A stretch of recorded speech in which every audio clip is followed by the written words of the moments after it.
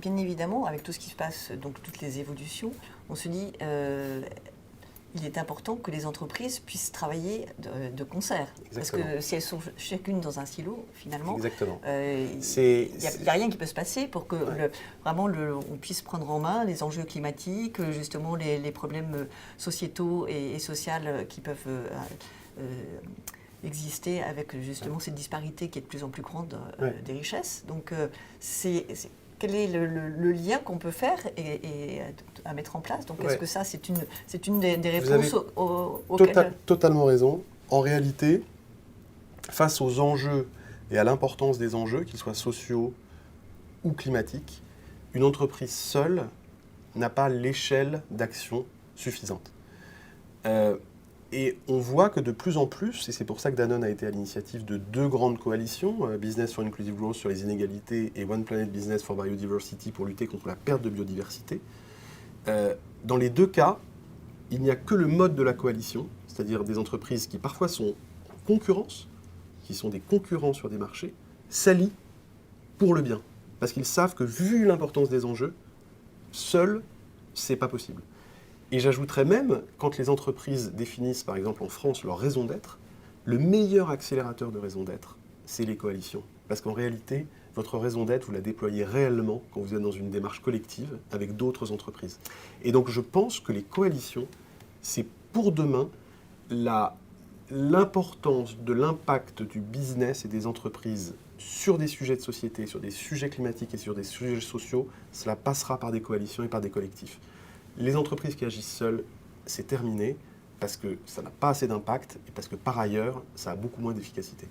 En fait, quand vous me parlez de ça me fait penser à tout ce que nous, en tant qu'accompagnants, on fait tout le temps. C'est-à-dire qu'au sein d'une entreprise, s'il n'y a pas de coalition, s'il n'y a pas d'effet de groupe, forcément, le 1 plus 1, il est très, très pauvre. Enfin, c'est chacun dans son coin. Alors que si vous mettez les gens ensemble, la création de richesse, elle est là. Et donc... ce qu'on fait jusqu'à présent au niveau d'une entreprise ou d'une organisation, là, avec les enjeux qui sont devant nous, on est obligé de le faire au niveau mondial. Enfin, en tout cas des grosses structures qui sont capables de se mettre ensemble pour pouvoir faire quelque chose. Et donc, moi, je suis très contente de vous entendre dire ça et de me dire, on va sur le bon chemin. Donc, c'est la dimension de coalition et de collectif paraît indispensable. La deuxième coalition sur la biodiversité, il faut savoir qu'il y a un chiffre qui est très important qui a été sorti par la FAO. Il y a 6000 espèces de plantes potentiellement consommables dans le monde. Il y en a 9 qui représentent 75% de l'alimentation mondiale. Donc il y a un risque systémique en matière de biodiversité végétale cultivée. Face à cela, le fait que 20 des plus grandes boîtes mondiales de l'agroalimentaire ou du textile s'allient dans le cadre d'une coalition à l'initiative de Danone, c'est très important parce que cette coalition va agir sur la qualité des sols, sur la diversité des espèces, c'est-à-dire que ces entreprises vont s'engager à ce qu'il y ait plus d'espèces, et on parle beaucoup de biodiversité animale, mais la biodiversité végétale, c'est tout autant important, c'est la diversité de la vie. Et donc, face à ces enjeux immenses, si on n'agit pas dans mode collectif, on n'y arrivera pas. Donc la coalition devient un mode d'action efficace sur l'impact social et environnemental des entreprises. Et comment est-ce que c'est reçu? Parce que c'est toute la difficulté, c'est que justement, des entités qui peuvent être concurrentes, le fait de vouloir se mettre en coalition, parce que maintenant, je pense que d'une façon générale, il y a quand même une conscience planétaire qui est arrivée. Je dirais la population commence à prendre conscience de quelque chose. Et donc, forcément, ce qui était connu depuis très longtemps, puisqu'il y a eu un rapport de Denis Meadows qui date quand même de 1972. Donc c'est très vieux. De se dire, parce que quand je discutais justement avec le directeur de recherche du CNRS, il disait mais en fait on le sait depuis très longtemps, on en parle depuis très longtemps, mais en face personne ne prend au sérieux. Et en fait comme les choses commencent à arriver, forcément les gens se disent il faut faire quelque chose.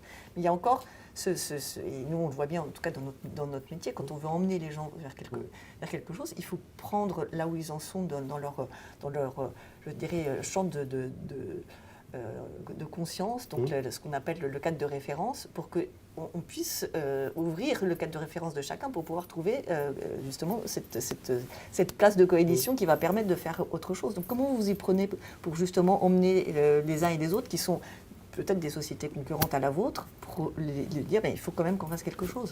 D'abord, vous l'avez dit, il y a une prise de conscience très forte qui est liée un peu au fait qu'on est dos au mur. C'est-à-dire que le risque climatique existe depuis très longtemps. On en voit de plus en plus les effets concrets dans la vie de tous les jours. Ça passe par les incendies, ça passe par les canicules, ça passe par toute une série de phénomènes climatiques que les gens vivent dans leur chair. Ensuite, il y a des entreprises qui de plus en plus sont bousculées par les jeunes salariés qui rentrent et qui sont en train, d'une certaine manière, d'être les aiguillons du changement. On ne l'aurait pas imaginé il y a 15 ans. Non. Des gamins, pardon pour l'expression, qui sortent d'école de commerce et qui disent « moi je n'irai pas bosser dans une entreprise qui n'aura pas un impact positif sur l'environnement », c'est formidable, parce que c'est par là aussi que le changement vient. C'est-à-dire que si une entreprise, par elle-même et par les salariés en place, n'avait pas prévu de bouger, c'est les nouveaux entrants, les nouveaux salariés, le marché du travail actuel. Et si une entreprise veut rester attractive, si elle veut continuer à attirer les talents, elle va être obligée de bouger. Donc, d'une certaine manière, que ça se fasse par conviction ou par nécessité, ce qui compte, c'est que le changement est en route. Et le changement est en route parce que ces jeunes qui arrivent dans les entreprises ont des exigences extrêmement fortes. Et c'est formidable. C'est formidable que ça vienne aussi par là.